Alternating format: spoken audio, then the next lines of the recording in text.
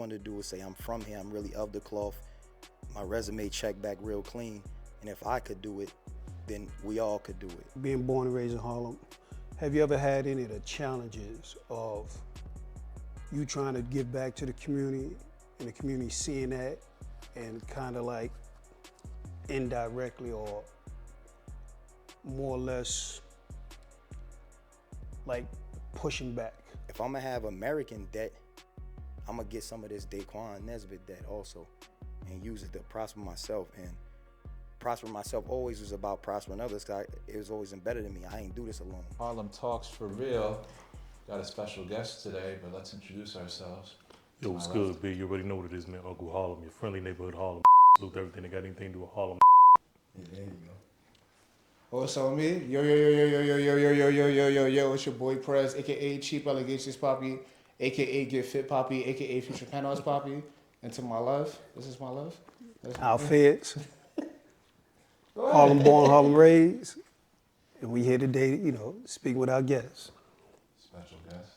Deyquan Nesbit, everybody gave a jurisdiction, so I gotta give mine. Uptown Harlem, Polo Grounds representing, Building 1, low side. Here we go. So listen, thanks for coming through today. Obviously, this is Harlem Talks for Real. I know you're born, raised in Harlem. You've been giving back to the community. So we was talking about it a little off camera, but can you just let the viewers know what you've been working on recently? Because I know you had a venture, UCC, right? That was based around Harlem. So I'd love to, dive into that a little bit. So yeah, as you stated, UCC, Universal Currency Chamber, and just to give a breakdown of what that is, because we was located at a place uptown, 155th and 8th Avenue, but it's bigger than a location. It's more of an embodiment. It's a spiritual thing. So Universal is like all things. Currency is electric. We look at currency like money, but for the most part, money is just some paper. We really spending our currency, our energy, what's electric inside of us. And then the chamber is a housing place, encapsulating itself. So I would say the UCC is everywhere. We are the UCC, the entire Harlem, the entire earth, the entire universe is UCC. And what I started there was essentially a place that brought this type of information forward to let the folks know that we are the money, we are the currency, and how do we multiply ourselves in a profitable capacity. A lot of times we multiply ourselves in negative ways. So I just wanted to shed some light on and give some opportunity to, like you said, the same place that raised me. So just like a fruit falls from a tree and it becomes manure or feeds the animals or feeds the soil, I wanted to feed that, and which grew me. So that was, the inception of it, and we're still going at this juncture. Got you. So in terms of some of those positive multipliers, like what are some of those principles like you were just talking about? So, I think we heard this before. They said like the herbs or the roots is for the healing of the nation. I would say that the currency is for the reforming of the nation. So I brought the money, back to Harlem, so to speak, teaching our people how to really take what they have already, because a lot of times we hear the excuse, take money to make money. But you already are money. If you got a social, you money. If you know how to use your social, you can tap into the credit market if you understand how to play the leverage game. So that's what I really came to teach the people, is how to leverage their self, their entity, their body, their being, because that's what's being done throughout the balanced universe. In America, they're leveraging your energy. So I taught people how to do that in a bunch of creative ways. I used all of the nouns and the verbs and the adjectives, to reach your people, from LLC to S Corp to C Corp and the trust accounts and the credit repair and the build and the integrations. But all of those were just verbs. What I wanted to do was say, I'm from here, I'm really of the cloth. My resume checked back real clean. And if I could do it, then we all could do it. And that's really what it was about. It wasn't a particular genre or area, because my background isn't in those places. I brought real estate to Harlem. I brought podcasting. I brought barbering. I brought audio recording, engineering. We gave every opportunity in any capacity that people had. If you were selling dinners, I gave you a spot to sell your dinners at. If you was doing parties, we let you do your parties there. If you had anything under the sun, which was universal, and that's really what it was all about. Got you. So what sparked your interest in starting UCC and bringing it to your neighborhood? I would say everybody before me.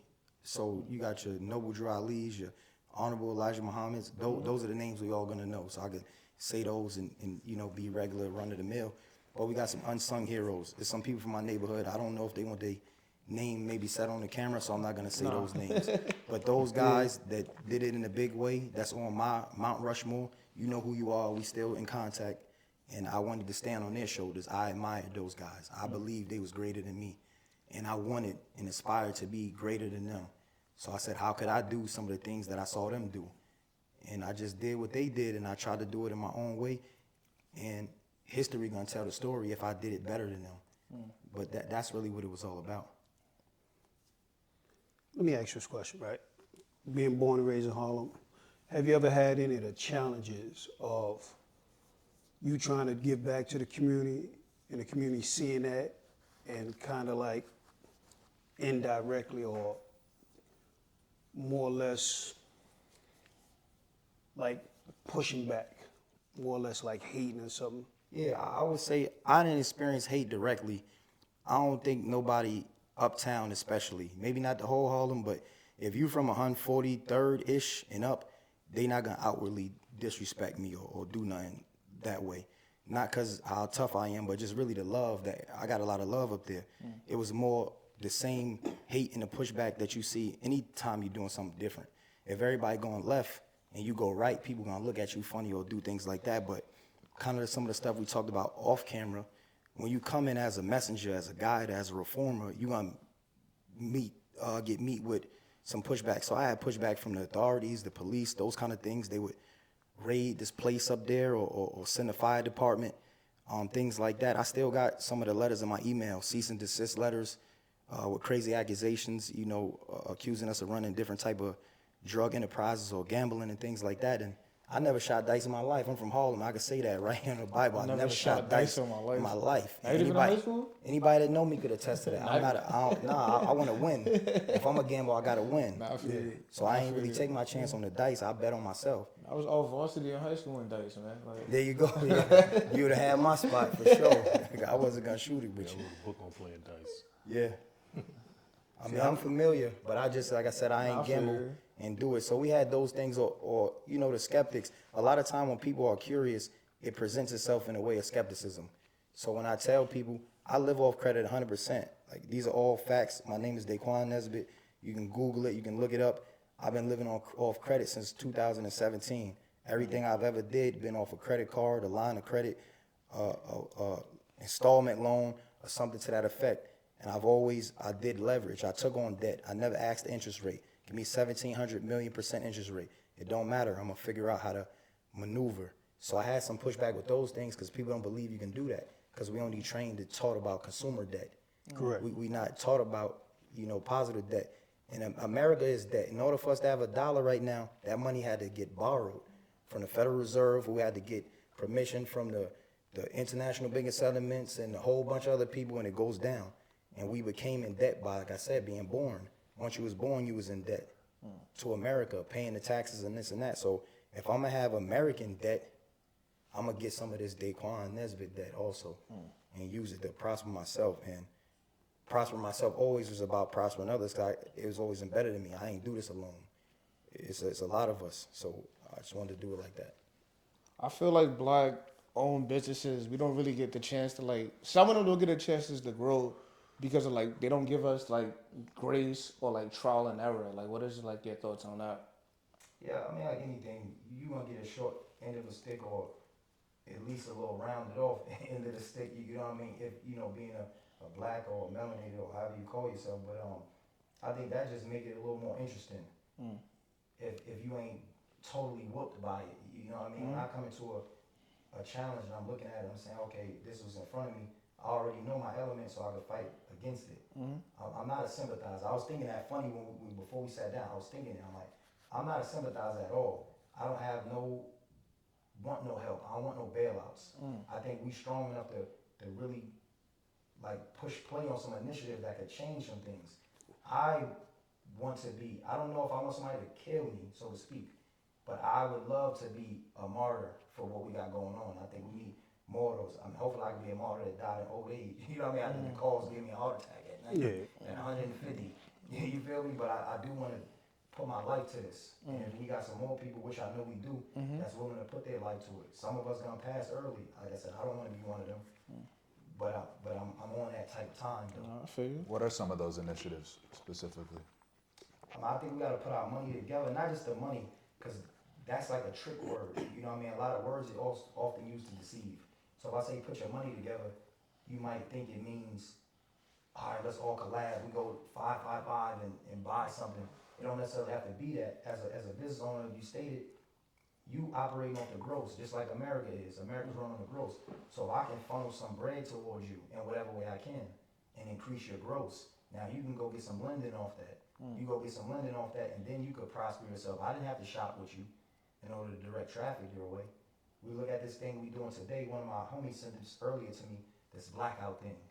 Oh, the boys Yo, out don't there. shop here, shop Shop there. there, yeah. I text him back and say, why we don't do this every day? I said that was my You can't- energy on it too. You know what I Like, mean? You can't get me with the fluff. yeah, just one Because the only day. thing we're gonna do is they're gonna report some losses. They got some insurance. They're gonna get that bread back, and then they're gonna spank us in a couple weeks when they raise the price on everything. Or they'll just hit us with like, yo, we're doing the sale. No, I gotta get it. It's on sale. Yeah. So it's so many little different Yeah. tactics. So I think those are ways. We all got social media. I know what you're doing. I can post you every day. I post when I bought a new pair of whatever's. You know what I mean? Yeah. Free advertisement. We all got on something that's name brand. That's a I'm fact. advertising on people all day, at all times. I can advertise you. Yeah, that's a You fact. know what I mean? Yeah. And you gotta live it. Most of us, and I'm not saying us like to, I put myself in the category of anybody, so probably not you guys. But I'm saying us as a In general. collective, In general, yeah. we are bystanders. Yeah. We do a lot of watching and not enough participating. So I think the most thing we could do is participate. Cause sometimes like we talking about, I might just be that, I see you everywhere. Every time something happens and I see you there, that really be telling me to keep going. Like, yo, he moving. Like, you know, you're not in this alone. It's like we run a marathon and you be having the people run out with the water or give you the little banana or something like that. We in Harlem, so pause on the banana. But, but you feel what I'm saying? They help you along the way. So, I like to see those things. And I ain't the only person that think like that. Being alone on the road is a lonely thing. But when you got other energies that are positive, because there's gonna be some energies that's subtracting from you. You know, when you got some that add to you, it just make it all the more worth better. You know. That's something that I think is important. Collectively. Yeah. Once you have a collective mindset, a collective agenda, you know what I'm saying, y'all all push that same thing and it becomes accomplished and y'all push more agendas. So I understand that part, you know. Going back to when you were speaking about how they said nobody shopped today, why ain't nobody doing that every day? Right. You know what I mean? Like, everybody's upset over DEI, and the problem that I got with it is, you mad about him taking DEI, but you wasn't mad about the fact we still had segregated schools, we still discriminate in financial institutions, Chinese restaurants, bodegas, supermarkets, they building in our communities and nobody's on them in our communities on them sites. But you also got to go a little deeper. I'm not like super well versed in a high level politics when it comes to the presidency and all, so I'm not gonna play like I am. But what I will say is, if you look into the DEI situation, black people weren't the number one on the list At all. It's white women. of DEI. That's what I'm getting at. So if we complaining about something, we got to recognize that it didn't benefit us the way we thought it was going to benefit. And that's what I'm getting at. We thought it would benefit you. And at the same time, that's fine. I want to live in a world where I can discriminate the way without discrimination. Right now, you got to discriminate with discrimination. No, I'll just say I don't want you here, and that's fine. And now we know how to play fair. If you say I don't want no blacks at this school, cool. None of the blacks don't go here. Yeah, that's a fact. Make your own institutions. Make We your were own a lot shit, stronger when there was no blurred lines. When I knew I can't go here, so I must build over there. But if you let me to halfway go there, and then I neglect what I got going on over here, then I never build my own situation anyway. Yeah. You know, we got enough people in general, just people. We don't got to be people in power. We got enough bodies to build. Everybody got 2 hands. Everybody got 2 feet. Everybody got a brain. Most of them function decently well. We need to utilize that, that sweat equity, the manpower, that we have to make differences and not ask for nobody's handout because we don't need it. I know you're, you have a background obviously in real estate as well, and there's a lot of black people, specifically in Harlem, are being priced out more than any other race. Like, how can we start making sure we're creating more ownership here in our community? So because this is the Mecca, we set the tone for the country, and I think it's important that we have these conversations. But like you said, it has to turn into action. So I'd love to hear your thoughts on that. So I would say, far as like you said, I think ownership is the key. You only need to be priced out if you don't own it. Right. So we getting priced out in the renters market. Right. So we gotta come together and own these things, because as we all know, mortgage is always less than rent. Mm-hmm. So we come together and we get that mortgage. Now you can rent to others, and it's bigger than the money thing. We being cultured out of Harlem. We have a particular culture here in Harlem, from the way we dress, the way we talk, the way we think, the way we get our hair cut, everything. And bigger than the money is that the energy and the essence, it's not the same. I don't want to sound like one of them old people that talk about like back in my day, but I'm almost about to be old, so I can go back in my day. I could feel Harlem. We getting there. I used to be able to come outside and I could feel Harlem. It touched you, it rubbed you a certain way. You had a certain body and step. A summer day in Harlem is like you almost in heaven for real. As you don't get that same energy throughout the neighborhood, and it's because like the spirit of those people are not here no more. Exactly. It's a long distant time from when you had that feeling, and I can't say when it left or if it left or it needed a little revival or it's just specifications in that regard, but it's definitely not the same though. So if I'm like, if I'm renting my place, let's say, what's the play? Do I get other? I just try and how do I turn that into ownership for someone maybe watching? Okay, so this is gonna be like a master class, $1 trillion worth of game. So if you renting your apartment, you pay somebody rent every month. So the first thing I'm doing is I'm starting a property management company off the bat, and I'm gonna pay myself. So now every month I got a property management company that's making $1,500 to even $5,000 in Harlem. I'm gonna grab my mother, my father, my sister, my brother. I'm not telling you anything that I never did or didn't do. I'm not gonna give it all away in the time. We already said the boy's been trying to shut some of my moves down. So this might have been something I did last year. But have everybody pay your property management company, and then you pay their rents. So now what do you got? You got 10 of your buddies that's paying $1,500 a month to their rent, but now you got a company that's grossing $15,000. Yeah. So now you take that gross and you go to every bank that you see, and you force them to lend you on your income. That's one way to do it, and it's just being creative. I could tell you that scenario in 17,000 different ways. Right. If I was doing a podcast, let's say out of my apartment, same thing. Now, not only am I paying my property manager for my housing rent, I'm also paying my property manager for getting my apartment, so to speak, for me to do my thing out of. Every time I talk on the phone, that's an interview. So now I'm writing off some of my phone bill. I'm doing all of those kind of things. Every time I go out to eat, I'm making sure I'm talking to one of my homies about something we got going on. And we document that. I'm keeping my minutes. The same way we screenshot and send our friends clown messages, I'm doing the same thing. Every time I talk to you, after we get off the phone, I'm sending you an invoice. Yeah. And I'm saying, yo, pay that for me. And now look, find something that I got reason to pay you. And we circulating money back and forth. Because that's how money goes in America. If we don't know it, if I work at McDonald's right now, McDonald's pay me, and then I pay my rent, who paid McDonald's? Me or my job? Right. And who paid McDonald's? The customers. And who paid them? Their job. So it ain't nothing but Peter paying Paul all day. Right. You just gotta be Peter and Paul. And if you can crack that code, that's America right there. You figure that out, you're gonna abide in abundance for the rest of your days. Wow. So look, real quick, right? We talking about real estate in Harlem.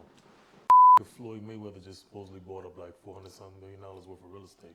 Correct. What y'all think about that? I- You got a hand up this Yeah, I would say I didn't read into it enough to know the specifications, but I definitely think that, like anything, is a face to some things. So I think Floyd Mayweather was definitely the face because he put his face all over Well, things. what I hear is this, right? That's what I'm hearing people say. Is that Whitey got planned to get niggas out of here, and it'd be like a pacification to have this nigga as the face of it. Correct. So when the move actually happened, it'll fall back on him and On look him, like correct, for it sure. wasn't them. I So can just see think of something like that, but Floyd is a funny character in the sense of he might do a back door on him. You know what I mean? I could see him maybe doing a move, you know, where a couple of them units stay affordable and this and that. I haven't seen Floyd act as so much of a pillager, where he comes in and takes one. Well, if you ever notice, the people who they put us against is usually the person he should be for. So we talk bad about Floyd and he's flashy and he's this, he's that, but he's giving you the whole plate every time. Yo, you gotta have ownership, you gotta have this and that. So I don't know the man personally, so I don't really know what he got going on, but I will commend him for the moves that he made. I know a Because, couple of you niggas from know, Harlem that fuck with him though, you know. yeah, And I don't know. Do you think Whitey would let a nigga do all of that though? I think they don't got no choice, man. A lot of times, one thing in my experience, again, I only can speak experience. What I've noticed is that when we're dealing with those others, whoever those others are, a lot of times is they only do what you allow for them to do.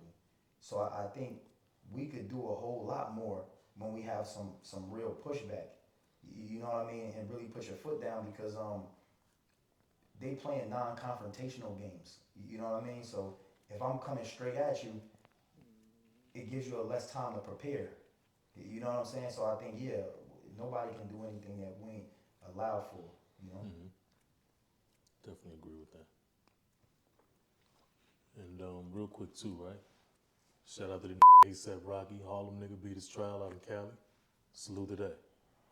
You know, just some Harlem shit. Yeah, Always got to touch base in Harlem. yeah, for sure. Yeah, And salute to every project in Harlem. Uptown, downtown, east side, west side, whatever. yeah, anybody that's official, you know, in Harlem, from Harlem, in association with Harlem, I got a special love for you because you help them push the envelope and push the initiative. I say you can't be an authentic Harlem person and they don't see it on you and feel it on you the moment you open your mouth or they kind of get into your vicinity. So big ups and shout out and you know, peace be upon all the brothers and sisters that's from Harlem that's doing something positive and trying to, you know, keep our thing going for sure. Speaking of positive, you know, I think, like you said, a lot of people watch from the sideline as others do, especially when it comes to starting a business and just jumping in and doing it. You had the courage to go and go for it. Like, what did you learn through that? You know, what have you learned through that process, especially with the UCC, like some of the positives, the pros and the cons, you know? Yeah, so the positive I would say for sure is, man, anything that's in your heart, in your mind, in your spirit, whoever you believe in, your creator, they put that upon you for a reason.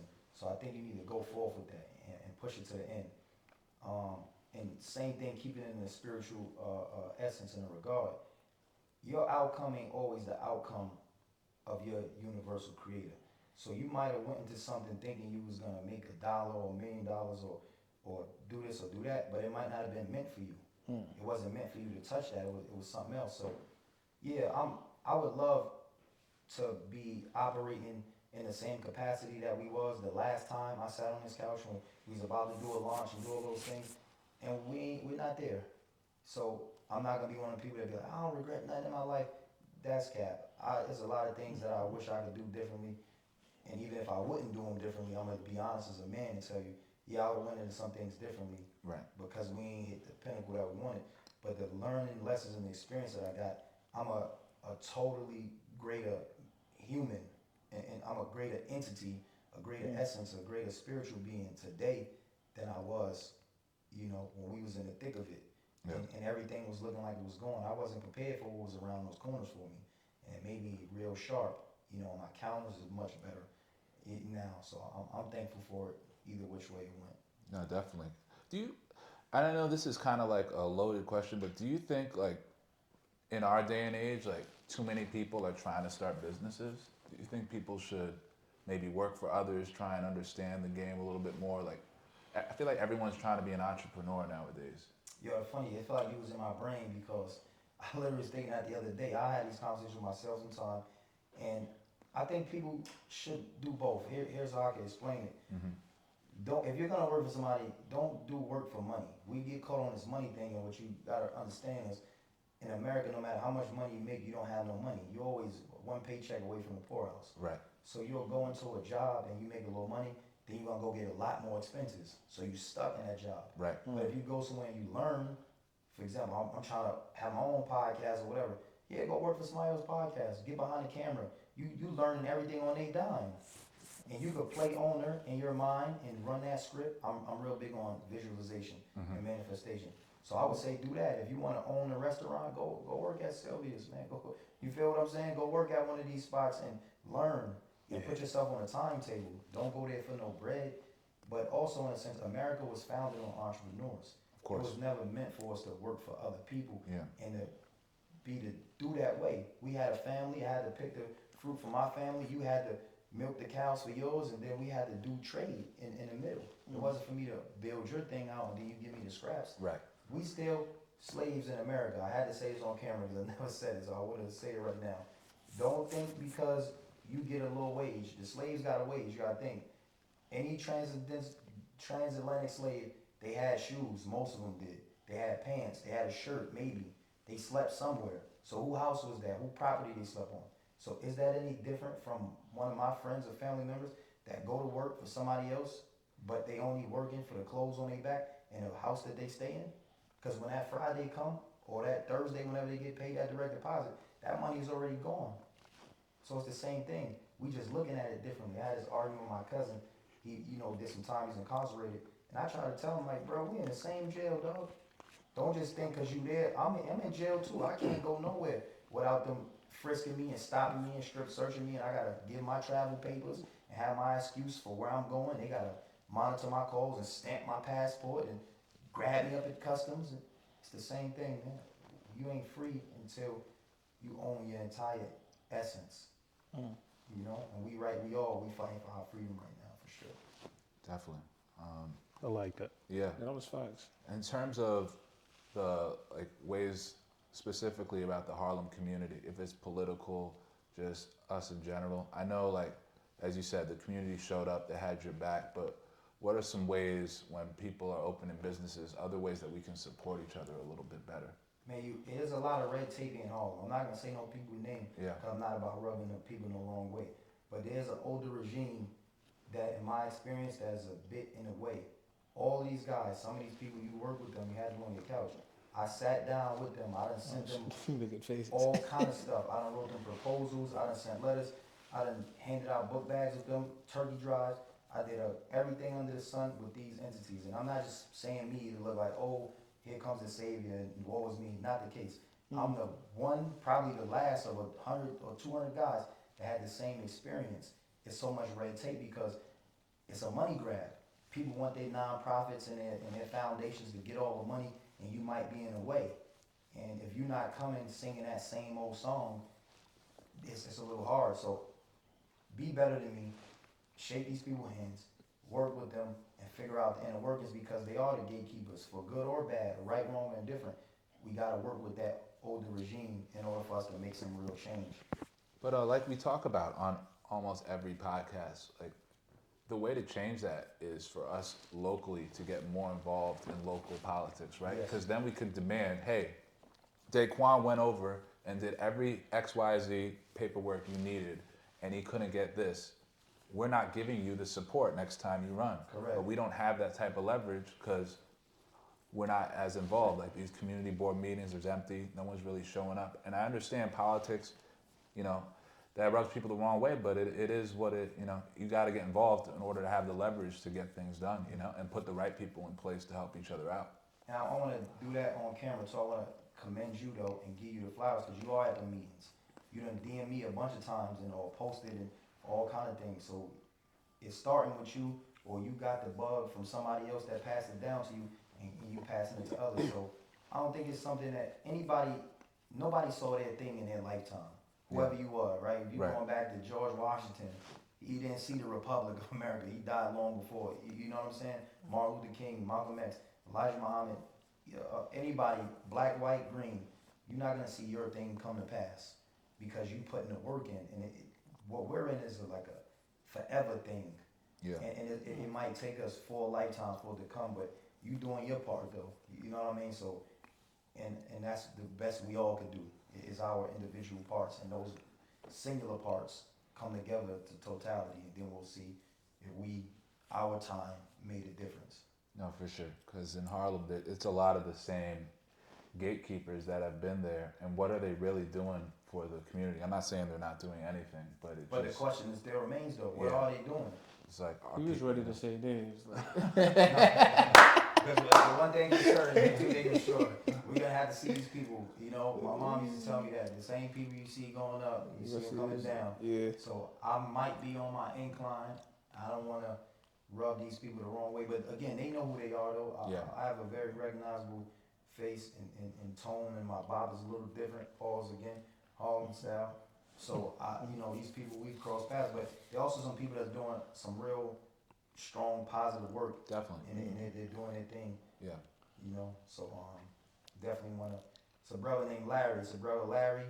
Larry, know you all been holding me down since I was a young brother. He introduced me to the people that were over Columbia University and their initiative of building all these properties out when I was a young man, 16, 17, 18 years old. Introduced me to these developers, took a liking to me, and exposed me to those kind of things. Brought me around a lot of these district leaders as an adult, and gave me the opportunity to have an audience, to voice these things, and he didn't have to do that. Right. So I appreciate that, brother, and that's one name I'll say on the camera. So I appreciate you for sure. Yeah, you got something to say? No, I asked him off the camera. Because we might be thinking about the same Larry. Yeah, we are. Well, I was talking about more of the red tape stuff. If you had any, Oh no, he was ready to get he was ready to get the bus around. No. The names over. No, because we spoke about the names so many times and everything. And one thing I've always said is, when it comes down to those type of gatekeepers that's trying to keep the doors closed, at some point in time you have to build a coalition. Mm-hmm. Yeah. You know what I'm saying? And your coalition, one thing I've always said, sometimes force is necessary, right? Sometimes they need to see the strength, because if you are not willing to impose your will, right, and you don't have people with the same mindset, then that process that's going on is going to continue. It's going to evolve until eventually, like all good and great empires, the oppressed will eventually become the oppressors. You know what I mean? And then those that's oppressed will eventually rebel. And it's almost that time period for that to take place, because we see it within the political infrastructure, we see it within the community infrastructure. People are tired. You know what I mean? Shit, they might be beyond tired. They fed up. No. Yeah. So, like when you say, it's about Grace Week, I get it. But sometimes, you get collective minds together, right? And collective minds, when I say collective minds, both from a street perspective as well as, a business perspective, you have to embody the goal and the mission, right? Mm-hmm. And if your mission is, listen, we're tired of being locked out, let's open up that door. Them doors are gonna be open if you're serious, because it's always about strategic move. A lot of these guys is playing checkers, you know what I'm saying? Because they don't think that anybody else is playing chess. Exactly. And that's why,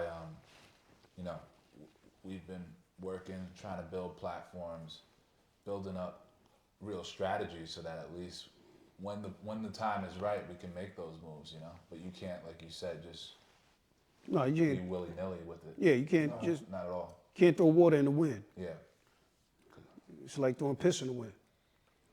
Yeah, I think shit ain't gonna taste good. What we gotta, as a people, as a community, all of that is get a lot better on an organizational standpoint.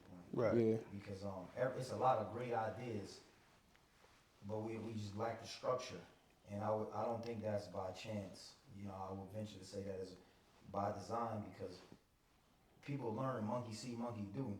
So when you chop off the heads or you take away your leadership structure through the war on blacks, which imprisoned a lot of the males. Then you put ourselves against ourselves, and then we go and kill each other in different capacities. Yeah. And then all of these are forms, and I would say the Willie Lynch letter started in the Bible. I always tell people that. If you talk about what he said, confuse the languages. So now all the people speak different languages. That was so that we couldn't work together. So same thing with the Willie Lynch said, I was gonna put young versus old, light versus dark. So we all been against each other since back then, unable to organize and really build together. And we seeing, the trickle down effect of that. Because you had to see your father and your uncle work together, or your grandfather. I didn't have no, bro, you can look it up. You from up there, I came up there. Nobody before me in my era had a store or any of that in my neighborhood. Not one person. They didn't do it. It didn't happen. Somebody listed it. There's a lot of Arabs. No disrespect to the Arabs. A lot of Hispanics and the Asians. And then we had what you could put under the black banner is Africans. But they weren't indigenous. They weren't from there. These are first generation people in America. Yeah. They not embedded and entrenched in this thing. So I'm the first. That can't be the case.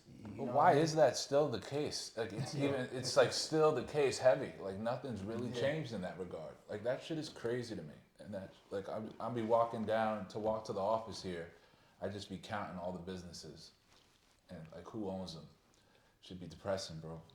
Well, like you said though, I'm for this. I don't want to, like I said, I'm not for getting nobody hurt, but look, you go in the bodega, I'm sending all the shorties in there. Bust all the chips. Bust the chips every day. And they only 8. You better not put a hand on them. 8. Bust all the chips. Bust the milk. Go in there, order chopped cheese, and say, nah, you know what? I changed my mind. If you start making trouble, they gotta even say, listen, we want a certain number of our community employed here. You don't want no chips busted? Put my little man on the chopped cheese It's on the like grill. coalition. We used to do shit like that in the coalition. You know what I mean? Or go another way. Oh, look, we ain't gonna let nobody in the store. I'm gonna stand in front. Nobody getting in your store. Y'all gotta shut. So you gotta put different kind of pressure. The threat of violence changes everything. yeah. And I mean, it's in regular life. If you woke up and a man frowning up on you, you changing up hold up, let me see what's going on. That changed everything. You might have been walking around willy-nilly.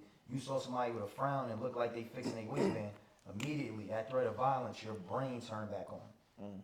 If you, an old woman, you see her clutch her purse, she thinking that's violence. That's a threat of getting You robbed. about to do That's something? violence. So we need to start putting that threat. It gotta at least be the threat.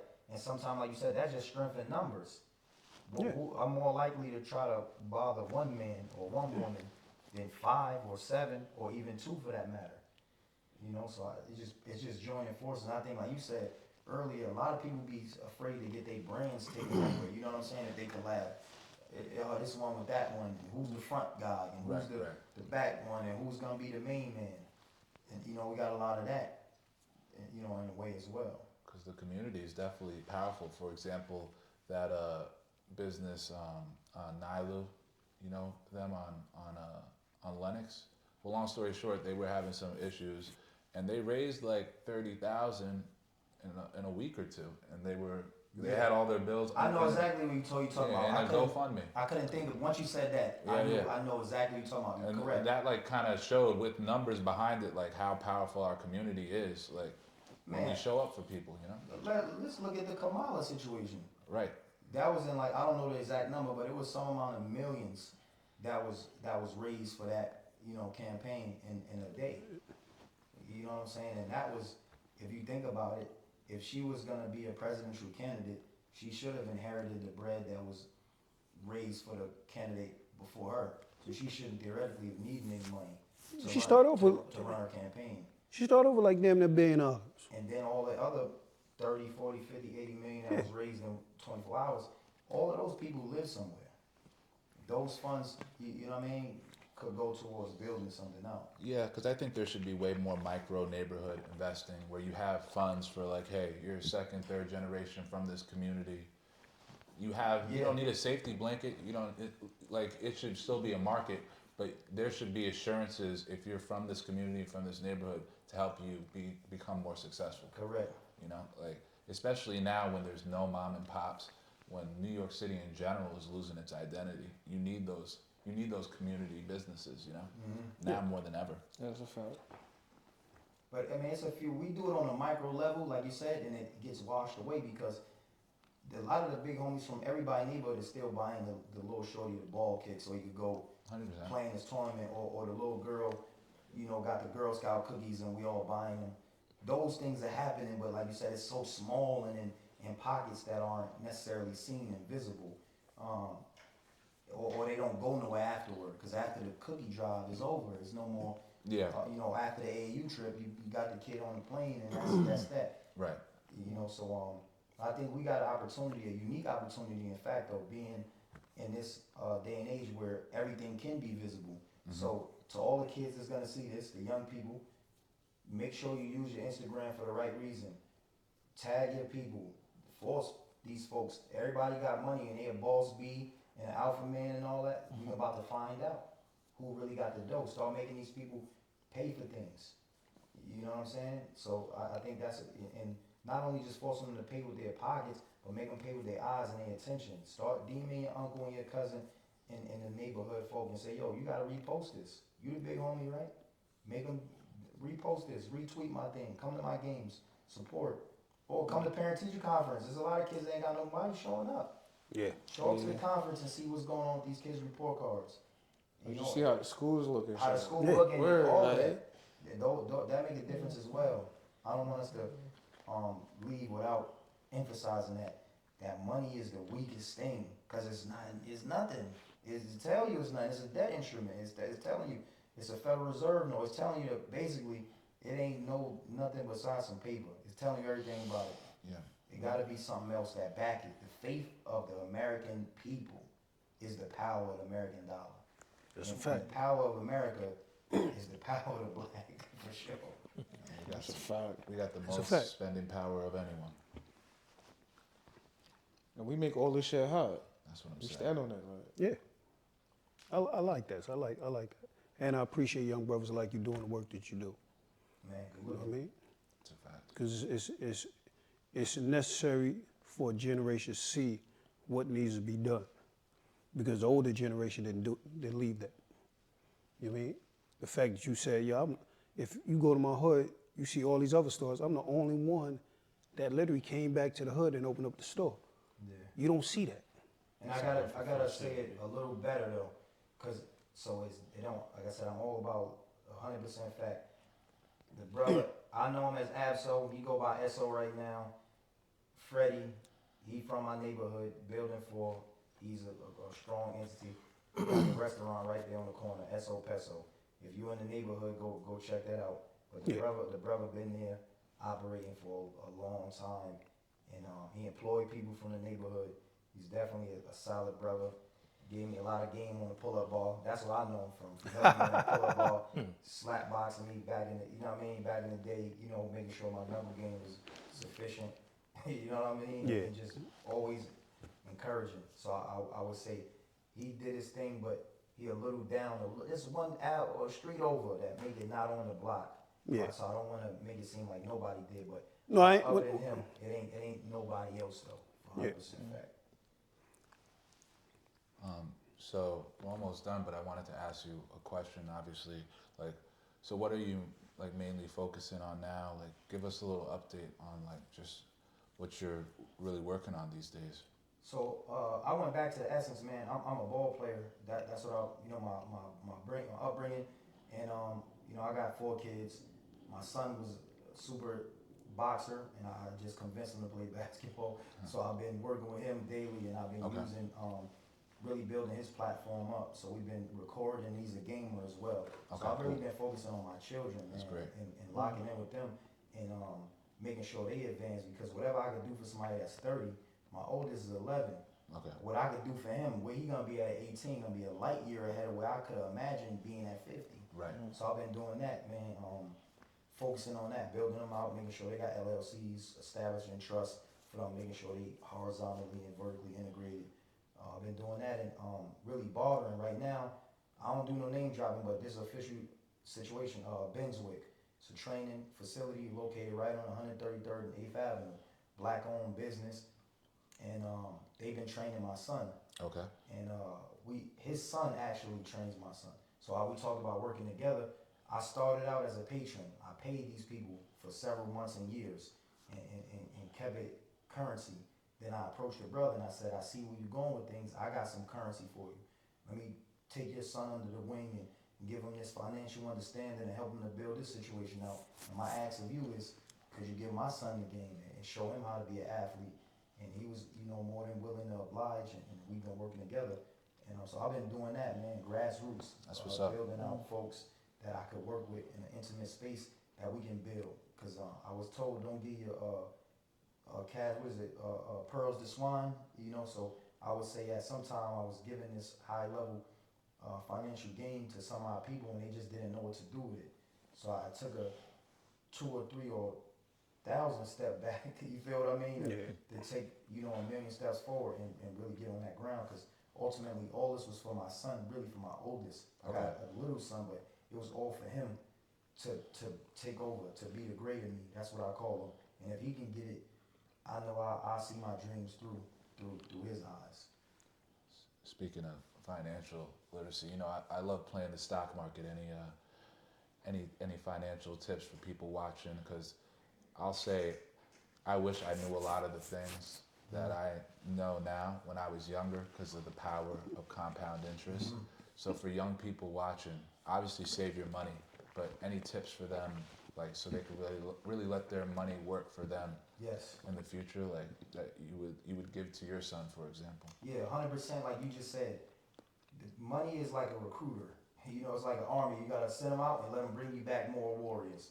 So yes, the stock market is a beautiful place to set your money to be recruiters for you. But when you're doing the recruitment, because I do the stock, I play with the stocks as well, but I use them in this way. So I'm gonna give you the way I use them. What I do is I use leverage off stock. I don't try to find a sleeper or the one that's gonna be up and coming. I don't do any of that. I go with the guaranteed shots and I do the stock splits. So Apple did a stock split. I put everything I had liquid in the Apple. When Tesla did their stock split, I put everything in the Tesla. Got you. When Amazon went low, I grabbed all Amazon I can grab. And then when they go up, just like everything else, it was the greatest wealth transfer that we've seen in our lifetime. Crazy. You had people that had $2 million $2 billion rather on March 19th, 2020, pandemic start. By June, they had 50 billion. Yeah, it's crazy. You know what I'm saying? And then how they do that in 90 days? Yeah. How did you make more money you made in 50 years? Yeah, It was through those angles. yeah. And learn how to buy stock with your credit card. I've been mastering that play as well. Buy the stock on your credit card if you have a credit card. Then you can borrow against that stock. Borrow against that stock. Take that money to pay your credit down. Whether it's a loan, whether it's a credit card, or it's a line of credit. And then keep revolving that cycle. Leverage the debt for equity. Leverage the equity for income. Leverage your income for more debt. And you're going to do that again 1,000,000 times over. Gotcha. Yeah. Well, I like that. We've got to talk more. Yo, about Tyler, this. whatever part this interview that clip came up, send me that. So yeah. Use credited by okay. Yo, Yeah. where your store located at, bro? 154th and 8th Avenue, 2916 Frederick Douglass Boulevard, 3rd floor. And that's for the nigga that ain't from Harlem. Yeah, we if call you it ain't from Harlem, it's 8th Avenue. If you are Frederick Douglass Boulevard, if you're not. If you from Uptown, then we on the Ave. You know, if you know, you know. Yeah. Where can they follow you? All that stuff. Oh man, like I said earlier in the interview, hopefully it stayed there. I was having some issues, man, with the COINTELPRO folks. They was squeezing me, so I had to get rid of all my social medias and do all of that stuff. I had all of the videos posting this knowledge, so I had to start over. My new Instagram is Christmas, because I was born on Christmas, _day, DEY. Christmas _day on social media. It's fire. Right Christmas now, Day. Okay. it's a lot of athletic stuff up there, but every so often I've been dropping some financial jewels, but I'm about to do a major pivot and go fitness and finance. You know how they say health is wealth and all that stuff, so that's going to be a new pivot that I do, and I'm going to embed the financial jewels inside of the push-ups so they can stay off my back. So this is what I'm gonna do, They right? watching you? Seeing as, I do what I do in Harlem, they call me Uncle Harlem, right? I'm gonna come up there and fuck with you and put your shit out there, no homo. And let niggas, know where you at, know what's going on. I'm gonna try to advertise with you. Let's keep building, man, for Absolutely. sure. That's what I wanted from the door, man, was to spread, you know what I'm saying, pause again. To spread the information, as much as we could from the east to the west up, because we all got a cousin in the Bronx or Jersey or Brooklyn or something, and there's more of us than we know. We just got to figure out a way to really tap in with each other. Yeah, that's why this podcast exists. And on that note, nigga, salute. My brother, peace in the comments. Fact. And I think you said it, but before we go, if you want to just shout out that that business again. Yeah, man, Christmas Day, Christmas_day on social media. But Benswick, man, 133rd and 8th Avenue, black-owned business. Any kind of athlete you got, they training them from track to soccer to volleyball, swimming, basketball, boxing, karate, mentalism, whatever you think you play, they can help you get right. And if you that ain't me. It's DEY. But if you want to get better as a CEO or something like that, get in shape, they got all type of classes at 5, 6 in the morning with the pre-work group coming through. So it's a lot of big things with building in Harlem. I'm gonna follow you now. Right? Yep, that's me. I'm gonna do one more shout out. It's my sister. She live in my complex. Her name is Arnice. She got a cafe on 135th Street between 8th and 7th Avenue. It's right next to the precinct. All kind of beautiful teas and coffees. It's a new spot. That's the new shit. She's Sheik brand new. just building up, right? And Like they a all boxing joint. next to the boxing house. Sheik was just building that shit up in the back. Yeah, it's open now. It's open. Yeah. They keep. So look. That's for my it. spot, brother. Hold on. The funny thing is, you gotta get this on camera. What Sheik was building was my juice bar. That's what he was Yeah, it building. was a juice bar. He told me. That's what Sheik was building. He's building my juice bar. Yeah, Okay, it's alright. crazy. Yeah, that's my guy, Sheik. Yeah. It's my brother right there. Through Sheik, I put some summer youth kids on. We had the summer youth kids, and they wanted to learn how to be electricians and plumbers and this and that. So I brought them all to Sheik, and I let them intern And that nigga solid with that. with Sheik. Yeah. So look, when you go on Instagram, look for that right there. All right? That's what's Got up. you. Yep.